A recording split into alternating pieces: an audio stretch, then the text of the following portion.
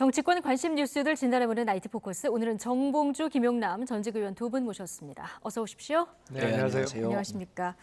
지난주에 방송통신위원장에 지명된 이동관 후보자가 인사청문회 준비를 위해서 사무실로 첫 출근을 했습니다. 언론 장악 의혹에 대한 첫 입장도 나왔는데요. 이 얘기 직접 듣고 오시겠습니다.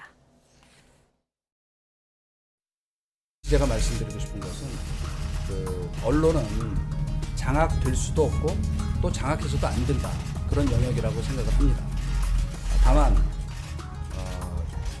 자유에는 반드시 책임이 뒤따라야 됩니다. 그래서 무책임하게 가짜 뉴스를 퍼날른다든가 특정 진영의 정파적인 이해에 바탕한 논리나 주장을 무책임하게 전달하는 것은 언론의 본 영역에서 이탈한 것이다. 이렇게 생각합니다. 능수능란하게 했던 이 공산당의 신문이나 방송을 저희가 언론이라고 얘기하지 않습니다. 공산당의 신문이나 방송을 저희가 언론이라고 얘기하지 않는다. 언론은 장악될 수도 없고 해서도 안 된다. 다만 자유에는 책임이 따른다. 자, 오늘 방송통신위원장 후보자인 만큼 언론의 관심이 굉장히 컸기 때문에 이른 아침부터 취재진이 굉장히 많이 몰렸는데요. 오늘 어떻게 보면 언론 장악 의혹에 대한 첫 입장이 나온 거예요. 전체적인 발언 어떻게 들으셨습니까?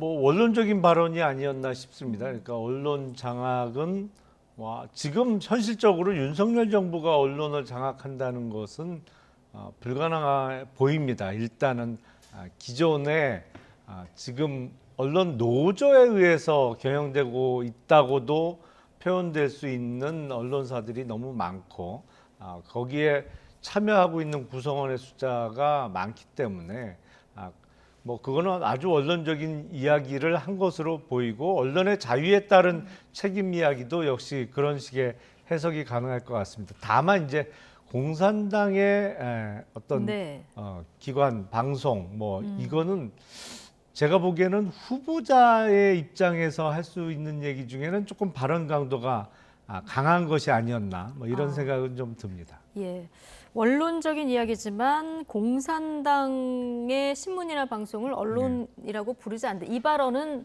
좀 강했다 이렇게 얘기를 해주셨는데, 자, 이거 관련해서 좀 질문을 드릴게요. 자, 이 얘기를 하니까 바로 기관지 같은 언론이 있다고 보는 거냐 기자 질문이 있었고요. 여기에 대해서 이동관 후보자가 국민이 판단하시고 본인들이 잘 알 것이다 이렇게 대답을 했는데, 자, 정봉주 의원님 오늘 얘기 어떻게 들으셨습니까? 그러니까 이제 언론의 문제라고 하게 되면 이제 편집권이 사측으로부터 경영진으로부터 독립이 되어 있냐라고 하는 걸 이제 노조 활동을 할 때나 언론을 봤을 때 언론의 자유가 보장되고 있습니까라고 할 때 이제 가장 편집권의 독립이 가장 문제가 되는 거거든요. 예를 들어서 각 언론, 미국에도 보게 되면 언론 자유가 발달한 나라도 보수적 성향을 펴는 언론도 있고 진보적 입장을 펴는 언론도 있거든요. 그 입장이 문제가 되지는 않습니다. 그리고 구성원들이 언론의 자유와 언론 논조를 어느 방향으로 잡느냐도 또 문제 삼을 수 없어요. 그런데 이제 오늘 대체로 원론적인 얘기인 듯이 얘기했지만 대한민국의 언론을 공산당 기관지라고 인식하는 듯한 인식이 문제라고 하는 게 드러난 거죠. 네. 그러니까 당 기관지는 그냥 기관지입니다. 당의 입장을 대변하는 거거든요. 그런데 지금 대한민국 언론 중에 당의 입장을 대변하는 기관지인 듯한 성격을 띠는 곳이 있다 이렇게 보는 거예요. 그러니까 이게 보수 입장 낼 수 있거든요. 진보 입장 낼 수 있죠. 또 그 언론사 내부에서 기자들에 따라서 여러 성향이 나뉠 수도 있는데 그거는 기본적으로 사상의 자유, 언론의 자유에 다 해당되는 부분입니다. 어떻게 할 수 없는 거거든요. 이동관 후보자가 지금 우리의 언론을 대단히 이념의 잣대를 갖고 들이대고 있다. 그리고 공산당 기관지 이거 좀 전근대적인 인식이거든요. 그래서 저는 앞으로 갈 길이 좀 멀다 이렇게 느껴집니다. 앞으로 갈 길이 멀다 이렇게 느껴진다 말씀하셨는데, 그 기자가 그 부분에 대해서 공산당 신문 기관지라고 어디 겨냥한 발언이냐라고 물으니까 답을 회피했단 말이에요. 국민이 판단할 문제라고. 네. 그러니까 본인이 한 부분에 대해서도 사실은 확신이 없었던 거죠. 다만 좀 강도 높게 좀 정면적으로 좀 정면을 치고 나가야 되겠다. 네. 이런 인식만 좀 보이지 않았나 이렇게 보입니다. 네. 자, 야당은 당장 대통령 입맛에 맞는 보도만 해야 한다는 거냐, 안 그러면 공산당 기관지가 되는 거냐, 이런 이제 비판을 하고 있는 상황인데요. 무책임하게 가짜뉴스 퍼나르면 당연히 안 되죠. 당연히 안 되는데 이 가짜뉴스하고 검증, 비판, 보도 사이에서 어떤 진영 사이에서 봤을 때는 이게 약간 경계선상이 좀 애매한 부분들이 있거든요.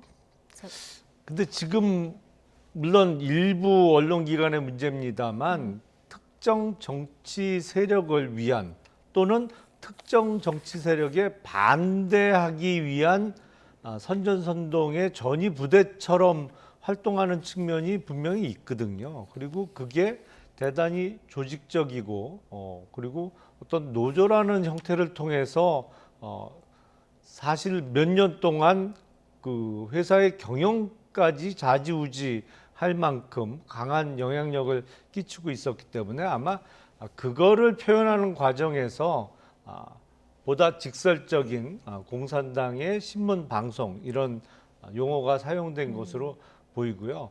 물론 언론의 자유는 상당히 비판적인 영역을 확보할 수 있는 자유일 수밖에 없는 것이죠. 다만 그게 팩트에 의존하지 않은 내지는 일부러 팩트를 왜곡시켜서 전달하는 경우가 있어서는 안 되겠다는 것이고 네. 아마 그런 입장에서 이동관 후보자의 발언이 나온 것으로 이해가 됩니다. 네. 자, 국민의힘은 이동관 후보자에 대해서 총력 엄호에 들어갔고요. 민주당은 강도 높은 현미경 검증을 단단히 벼르고 있는 상황입니다. 여야 입장 듣고 오시겠습니다. 지금 방송통신위원장이 공석으로 있는 이유는 한상혁 위원장이 종편 재승인 평가에 대한 점수를 조작했다는 문제 때문에 결과적으로 자리에 물러나서 재판을 앞두고 있는 것 아닙니까? 결과적으로 그럼 문재인 정부에서 일어났던 일들은 실질적인 행위까지 이뤄졌는데 이런 엄청난 일들에 대한 책임은 도대체 어떻게 질 것인가에 대한 형평성의 문제. 왜 방통위원장의 이동관 후보자입니까? 라고 했더니 산적한 현안을 해결하려면 전문성. 왜 웃으세요? 전문성이라고 그러셨어요. 네, 전문성. 80년대 신문 기자 출신이 무슨 전문성을 갖고 있어요? MB 과거 정권에서 정부, 네. 뭘 했는지 다 아시잖아요. 정확하게 방송, 언론 탄압 혹은 조작 이런 데 선수로 알려져 있죠. 네. 지금 민주당 민영배 의원 얘기 들어보셨지만 80년대 신문기자 출신이 무슨 전문성이 있냐 뭐 이런 비판까지 나왔고요. 국민의힘은 문재인 정권에서 오히려 방송 장악한 거 아니냐 자, 이렇게 얘기를 하고 있는 상황인데요. 자, 민주당에서 청문회 보이콧 할 거다 이런 보도가 나왔는데 오늘 민주당에서 그거 논의된 적도 없고 송곳 검증할 거다 이렇게 지금 예고를 한 상황이거든요. 어떤 부분에 화력이 좀 집중이 될까요? 일단 지금 이제 그 언론 총수의 지위를 갖고 있기 때문에 과거의 MB 정부 시절에 언론 장악하고 언론을 옥죄했다라고 하는 것은 국민 모두가 알고 있는 사실 아닙니까? 그런데 이제 재밌는 게 그게 이제 드러난 것이 2017년에 국정원 적폐청산 태스크포스에서 요 내용을 밝힙니다. 일테면 방송사 지방선거기획단 구성, 실태 및 고려사항 이런 걸 통해 갖고 방송사를 장악하려고 했던 흔적이 있었죠. KBS 조직 개편 이후 인적 쇄신 추진 방안 등 국가정보원에서 언론 장악을 하기 위한 문서를 만들었는데 MB 시절에 그때 당시에 언론 황태자라고 하는 이동관 대변인 혹은 언론 특보가 있었단 말이에요. 네. 근데 묘하게도 2017년에 이런 게 밝혀졌는데 당시 중앙지검장이었던 윤석열 지검장이 실질적으로 심각한 문제가 있다라고 했는데 이 부분에 대해서는 처벌을 받지 않습니다. 이때 겨냥됐던 게 이동관 수석이었거든요. 그래서 실질적으로 MB 시절에 이렇게 언론 장악의 경력이 있었는데 처벌도 받지 않았고 그리고 지금 방송통신위원회라고 하는 게 이렇게 되어 있잖아요. 협의적 행정기관이란 말이에요. 그러면은 그 특징을 항상 세 가지로 얘기하는데 중립성, 독립성, 객관성인데 인수위에 고문을 했었고 대통령이 언론 특보를 했던 사람이 과연 중립성, 객관성, 독립성을 갖고 대한민국 언론을 관장하는 총수로 갈 수 있냐 이런 부분이 일단 기본적인 정신에서부터 문제를 좀 따져봐야 되겠죠. 그리고 과거에 5년 동안 MB 시절에 있었으면서 어떻게 언론 장악을 했었는지에 대한 사례가 이제 네. 그 너무 방대하거든요. 그리고 이제 말씀드렸던 그런 문제뿐만 아니라 본인 자녀에 대한 그 학폭 문제 이런 것까지 해서 그러니까 일단 개인적 도덕성 문제, 예. 그다음에 언론 장악을 했던 과거의 전력 문제 이런 거를 다 따져서 야당은 사실은 어찌 보면 힘이 없는 것 같지만 사실은 여론과 함께 여론 정치를 할 수밖에 없는 입장이거든요. 네. 국민들에게 알리는 일에 주력을 해야 되기 때문에 청문회 보이콧은 애당초 나오지 않았던 얘기죠. 네. 청문회를 통해서 지금 많은 국민들이 이 방송을 보는 분들도 잘 알고 계시는 것 같지만 내용이 방대해요. 그래서 어떻게 대한민국의 언론에 재갈을 물리려고 했든지 이런 얘기를 좀 알리고 윤석열 정부가 이 언론을 통해서 무엇을 하고자 하는 것인가라고 하는 것을 국민들에게 알릴 필요가 있다. 이렇게 생각을 합니다. 네. 국민의힘은 국민의힘대로 또 오늘 일종의 원포인트 사보임까지 하면서 소관 상임위원회 위원도 교체를 한 상황인데요. 그 여러 가지 의혹 가운데서 지금 국정원의 그 언론 사찰 문건이 있었고 이거를 청와대 요청으로 작성했다. 자, 이게 이제 문건에 표시됐기 때문에 아마 야당에서는 좀 전에 언급을 하셨지만 이 부분에 좀 화력이 집중되지 않을까 싶은데 어떻게 보십니까? 글쎄요. 근데 그 부분에 대해서는 예. 이미 사법적 판단이 내려진 것이고 오래전에 그게 정말로 법률적으로 문제가 있었다고 하면 그 섰을 펄었던 문재인 정부 초기에 2, 3년 동안 적폐청산의 대상으로 지목이 됐겠죠. 그래서 사법 처리가 이루어졌을 것입니다. 근데 이걸 갖고 이동관 후보자에 대한 낙마 사유로 주장을 한다면 네. 아마 흘러간 옛 노래를 다시 부르는 것이 아닐까 예. 싶고요. 이동관 후보자가 오늘 저렇게 정면 돌파의 어떤 자세를 보이는 것은 어떤 법적인 부분에서 내가 문제가 없다. 이런 자신감입니까?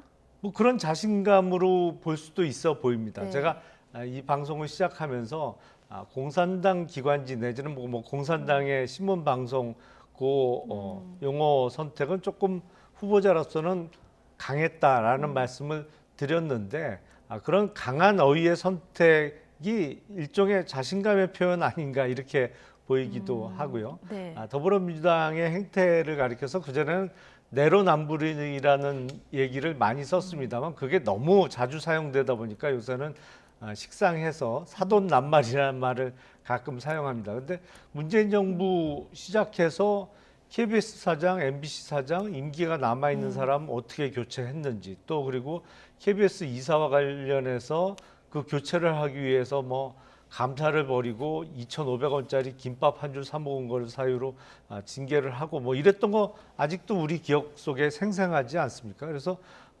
누가 방송 내지는 언론 장악을 했고 시도했는지는 국민들께서 잘 알고 계시리라 생각이 됩니다. 네.